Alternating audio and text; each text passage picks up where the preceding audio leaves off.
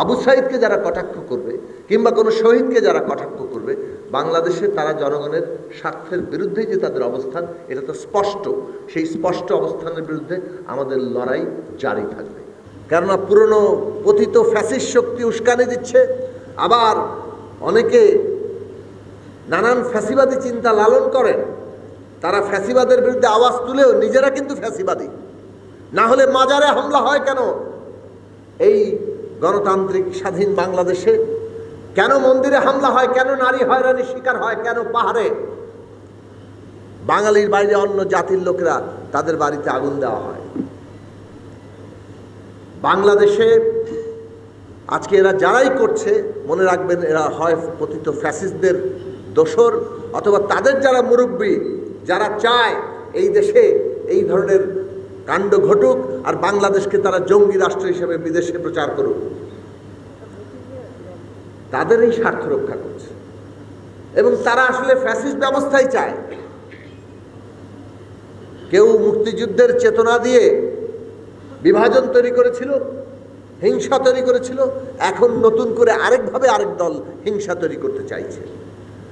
এই হিংসা যদি বন্ধ করতে হয়, বিভাজন যদি বন্ধ করে দিতে হয়, বাংলাদেশের প্রতিটি মানুষ এক একজন নাগরিক, সেই মর্যাদায় যদি অভিষিক্ত করতে হয়, ছাত্রদের তরুণদের ঐক্যটাকে রক্ষা করতে হবে। এবং সেই ঐক্য রক্ষা করে গণতন্ত্রের জন্য যে রাজনৈতিক শক্তি, সেই শক্তি গড়ে তুলতে হবে। গণতন্ত্র এমনি এমনি কেবল আইন কানুন দিয়ে হবে না। গণতন্ত্রের জন্য গণতন্ত্রের আইন কানুন লাগবে, গণতান্ত্রিক সংবিধান লাগবে, তার রাষ্ট্রের প্রতিষ্ঠান লাগবে, একই সাথে গণতন্ত্রের রাজনৈতিক শক্তি লাগবে। সেই রাজনৈতিক শক্তি যদি গড়ে ওঠে, গণতন্ত্র পাহারা দেওয়ার, সুরক্ষা দেওয়ার সেই রাজনৈতিক শক্তি যদি গড়ে ওঠে, তাহলে আমরা আগামী দিনে বাংলাদেশকে ওইভাবে পরিচালিত করতে পারব। আমরা ফ্যাসিবাদের বিরুদ্ধে লড়েছি।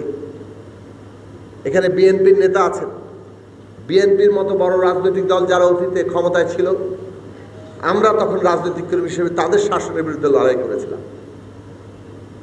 তাদেরও আমলেও মানুষ যে খুব দুধের নহর বয়ে গেছিল তা নয়, কিন্তু 15 বছর বিএনপি নিজে এই ব্যবস্থার শাসনে যে ভুক্তভোগী হয়েছে, তাতে রাজনৈতিকভাবে তারাও এই সিদ্ধান্তে এসেছিল যে এই রাষ্ট্র দিয়ে আর চলবে না। এই কারণে 31 দফা রাষ্ট্র ব্যবস্থার মেরামত সংস্কার কর্মসূচি তারাও দিয়েছে।